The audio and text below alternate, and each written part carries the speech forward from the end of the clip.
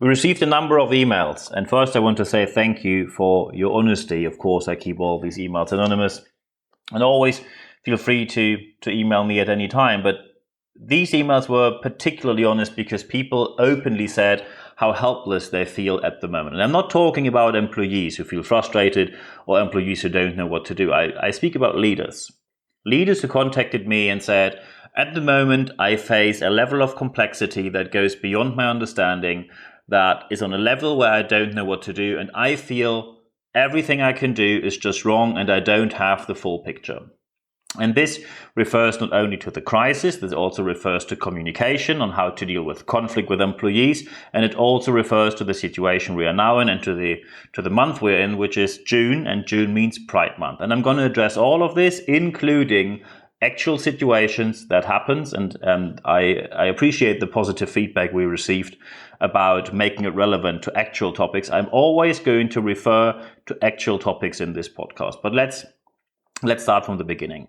People ask me, how is it possible that I can do so much wrong, what I didn't do in the past? People often say, or people stated in these emails that they said, in the recent past, I felt that I do 10 times more the amount of mistakes than I did before. And that is due to different circumstances. And let's start with the first one. People ask, what about Pride Month? Why do we suddenly have so many diversity issues? So, of course, the voices of the discriminated people got amplified by the case of George Floyd. That did not only amplify voices of Black Afro-Americans in the United States of America, but of deprived and discriminated people around the globe. And companies picked up that some of them simply realized our diversity movement was not an honest one. And I give you an example. So we now had a couple of artists who came out publicly. I'm not going to mention the brands because I don't want to talk down on brands unless it's a public case of probably criminal activity. And that, of course, is not criminal activity, what I'm referring to here. A couple of artists in this case, drag queens who have an outreach on social media of more than 1 million people often, which means for your brand, tremendously important to have your voice out there, to have your brand there. You make money when they say, buy my product. And drag queens now publicly came out, namely drag queens from Berlin, who simply said, I get contacted by different brands, and these brands tell me, oh, it's Pride Month and we like that you promote our product. Could you take a picture here or recommend our website, our online shop, or whatever it is? You want a recommendation by someone who is known in the diversity world. And that's fair enough. You can do sponsoring, but here comes the point. Then, of course, these drag queens ask, what is the payment? And the answer then is, oh, we don't have a budget for it, but I mean, it's all for the community, so it's charity work. Charity work isn't paid, is it? And also, you get a discount code for our products in the future, so the next time you buy, for example, our cosmetics, you save money.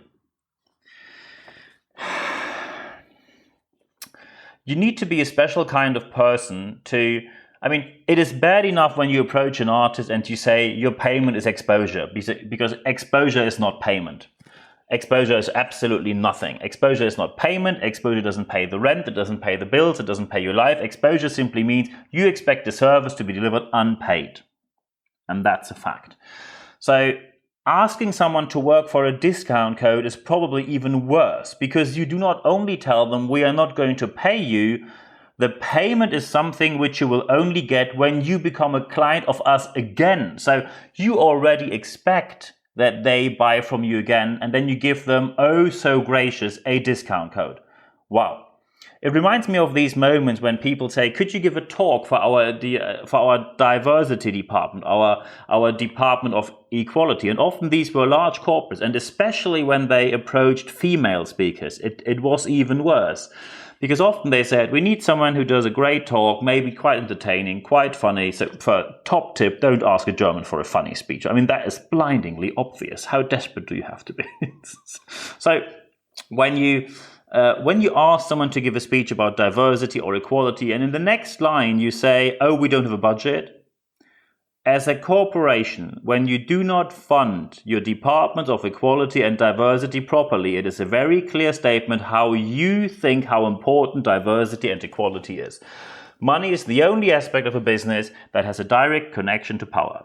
You would never say, oh, we must have marketing and we must have a sales team, but we don't really have a budget. Let's just put a penny in there and then expect that they will be motivated by doing the right thing.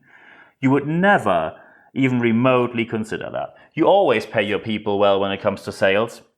So why suddenly do you run out of money when it comes to diversity and equality? And here's the news: because you don't honestly care. And now we have a time where people call you out on doing this. And it is time that you have to change. I'll just give you an example. We just in Germany had the Night of Lights, which means all the buildings were colored red by red lighting to say we have an emergency in the artist world. Theaters, artists, different kind of studios which had performers doing their job normally. Everything's locked down, and the red light simply said we have an emergency. Many TV stations joined that protest as well. And corporates did not fall short of sharing posts and saying, oh, we support you, we support you, we support you left, right, and center. And as soon as they asked, okay, could you please donate here? The answer was, sorry, no budget. And I'm not blaming you when you are in a challenging situation right now, because being in a challenging situation and when you are financially not doing well, no one asks you and no one expects from you to give money. But when you are in the logistics world and the online shopping world, and obviously you make 20 or 30% more due to lockdown, due to crisis, so you are the big winners of the crisis, and you say, sorry, there's no money in for you, then you do something which will hardly be forgiven and you will be called. And I will give you an example of what the young generation will do to your brand in the future. But the first question we have to answer is, people say, why do I do so much wrong? Why do I lose my feeling of what is right and what is wrong? And there is Robert Fuller, who is a philosopher. Robert Fuller has written the book Die blitzenden Waffen, which means something like the blinking weapons, so weapons that spot your eye. And in this book, he says, if you would ask fish what they think of water or how is life in the water, the answer of fish will be, what's water?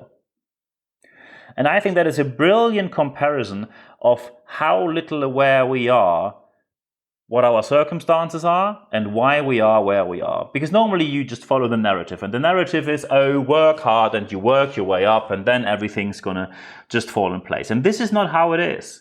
Many of us are in this situation because of privileges we had only due to where we were born. I can just give you an example. I come from a family, we were white, northern German, being born in Germany with a free education system, with free university, which is an advantage. And my father was a public prosecutor. My mother stayed at home, took care of us, and she was very keen that my sister and I went to university. So we had people who cared, and that already is privilege. Having the access to free education on all levels and having people who care about you and push you to go for the education is privilege. I am where I am today hugely because my family cared about what I did. And other people are born in a different country, different circumstances, and now you tell them it's all about hard work. Hard work, of course, is helpful, but it's not only about working harder and working more hours. It is definitely more about working smarter. So when we now see who's to blame, we don't want to play the blame game, but we have to say there are a couple of things that suddenly just happened where we say it was rather surprising, no one expected it. So let's make it relevant to what happened right now. So big news today, Wirecard, the big German payment company, failed. Bankruptcy, that was it. Isn't it surprising that suddenly it came out that $2 billion were not really there? And Ernst & Young is involved in this kind of activity, which of course didn't mean that they assisted in doing it, but many people wonder how for many, many years no one realized that 2 billions were not there, and suddenly from one year to the other they say, oh, we don't give you our okay on your financial reporting. The BaFin chef, which is the chief of the German regulator, already said it's a shame, and he meant that in many different ways, and I think it will take a while to find out who did what and why. And when we say, by the way, this is again a very clear statement that in Germany you don't have a Silicon Valley kind of environment. I come from Germany and I can tell you being self-employed in Germany is not an entrepreneur-friendly country. I can compare my time from being self-employed in Germany to the time when in 2014 I moved to the UK. In the UK, way more entrepreneurial-friendly, everything's easier, digitization with financial authorities gotten far further than where we are in Germany. Everything is simply more focused on making it possible rather than making it difficult. And the most important thing is that when you work in the UK, financial authorities, when you file everything on time, just let you in peace and don't send you stupid questionnaires which you have to which you have to file because someone thinks we just sent that to you because we have a couple of questions. So Wirecard is another example of an amazing industry, the financial industry, which already has a debatable reputation due to what happened since 2008. And the final end of the tale of that Germany is a startup country. Having many startups in Berlin has a reason. And the reason is rent is cheap, life is cheap, salaries are low. Something which you don't have, for example, in London. In London, you have high rents, you have way higher salaries, and you have way higher cost of living, and that makes everything way more expensive. Still, when you see what comes from there, still, when we look into the United States of America, they are way more successful doing that. And getting to the next example, I told you what will the young generation do to you. You might have heard about the Trump rally in Tulsa. The Trump rally in Tulsa, where they claimed 1 million tickets could have been sold, and suddenly only 6,200 people turned up because young people got the tickets and deliberately didn't turn up. And by the way, if you want to see something really disturbing, watch the video where the crowd, the people who were left, these 6,500, not even 6,500 people go wild when Trump drinks a glass of water and then throws the glass away. That, by the way, I have another podcast in an episode before about symbolism and leadership. Maybe you should listen into that. It really goes to a sad level. And Trevor Noah in his Daily Show said, what will historians put into history books? Oh yeah, Abraham Lincoln, he abolished slavery, and we have that president known for XYZ, and Trump, they went wild because he drank water? That's a line which I borrowed and adopted from Trevor Noah from The Daily Show. It will be quite interesting to see how will we be judged for our history when we look back. But now, of course, by the way, just two more examples about bad leadership communication. Boris Johnson had Prime Minister's Question Time with Keir Starmer, and Boris Johnson said, and he obviously, again, was not prepared. Boris Johnson said, name one country, Mr. Starmer, or the leader of the opposition, name one country which has a working app in place for contact tracing when it comes to coronavirus. Keir Starmer, leader of the opposition and leader of the Labour Party, got up and said, Germany. Full stop. And that's true. I have the app on my mobile phone right here, and it's working perfectly well. Keir Starmer also does a very good job. He just recently, just today, fired Rebecca Long-Bailey for sharing an anti-Semitic article. And now, of course, people will say, do you have to fire someone because that person shared something on social media? So first, when you're in the cabinet and you already had an anti-Semitism problem in your party, yes, you need to know what you share. Every mistake might be your last one. And when you are maybe listening to this podcast from outside the UK, maybe from Germany, anti-Semitism is, due to the history of Germany, it is something when you make a mistake and it comes to anti-Semitism, your position as a leader is gone. You're dead in the water. Because you at least have to take a step back and wait a while until you come back. But what can we learn right now as leaders from that? And of course, by the way, we now have 3 important tips which we have here. Well, 4 in total, 3 plus 1. Of course, always feel open to send me an email with your question, because it is a quite complex topic, and often in these emails people ask me, do you have services available? Yes, I do speeches about this, I do training sessions about this, and of course coaching is available as well. You find my email address in the show notes, nb@nb-networks.com. But let's get to the top 3 tips. So when you now say communication as a leader is more complicated than it was before, step number one always is, you have to be aware of the circumstances you're in, and that means you have to see how did you get into the position where you are right now. And that can be, unfortunately, but it has to be done, it can be a painful process, because people are aware how you got to that position. So I give you an example. When you only are in your position because your father was the last CEO and now you are the upcoming CEO, people realize that. And as long as you address that you come from a privileged position, people will always consider you as a very reflective leader. So step number 1, consider your position, know where you are. Especially young people have very fine-tuned antennas to realize when injustice happens. And you want to win this talent, you want to keep this talent, you want to attract the talent, and you want to retain the talent because you are relying on the talent now even more than before. So step number 1, see your position. Step number 2, talk to your people who are in the structure below you. That means team leaders speak to their staff members, superior leaders speak to their team leaders, and board people speak to the other layers below them. And I give you a positive example of a company where the CEO spoke to the 6 department leaders, and he called it the green, yellow, red light system, which worked very well. He simply said, I give you a couple of green lights, yellow lights, and red lights. This is what happens. And of course, this all happened in due course of a chat. So take about an hour with every person. And in many cases, you won't even need the full hour.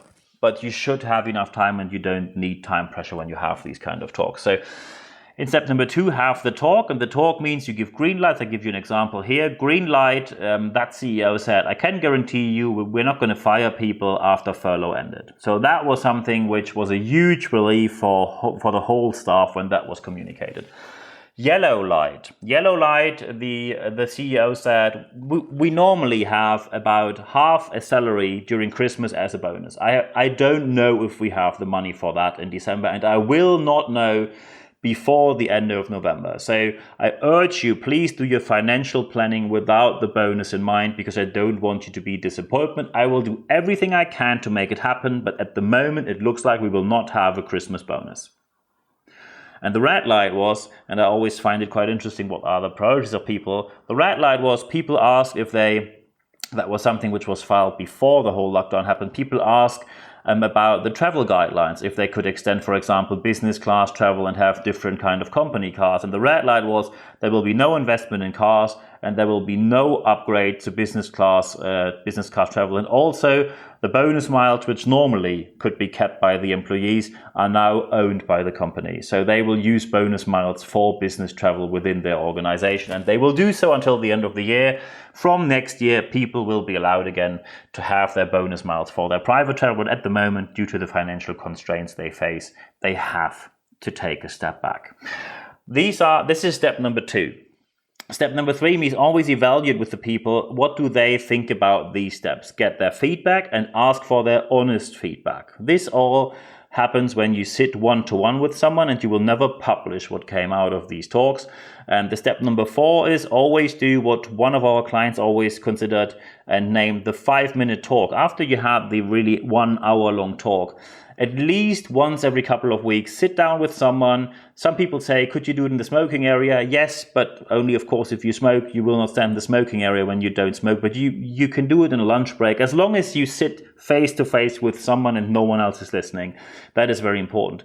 Just do the 5-minute talk. Ask them, hey, how's the mood? What happened? What do you think of what we're doing here? These 5-minute talks, when you do them, let's say once every 2 weeks, will really help you to see what's happening on the operational level, on the tactical level, and then you can derive the right strategic decisions from these moments. So that means sit down right now, think about who you want to talk to, and also think about who do other people have to talk to. Plan it properly, and of course your different departments will be very helpful with putting that in place. And now I wish you all the best implementing this in your organization. And for today I can only say thank you very much for your time.